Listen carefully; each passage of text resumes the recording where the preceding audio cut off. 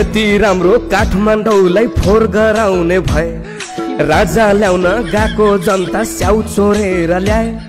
हिजोसम्म ज्ञानेन्द्रलाई देश छोड भन्दै कराए अहिले तिनी युवा आफै देश छोडेर हराए अहिलेसम्म देश लुटेर खानुसम्म खाइयो अहिले जनता चिच्याइरहेछन् एउटै राजा चाहियो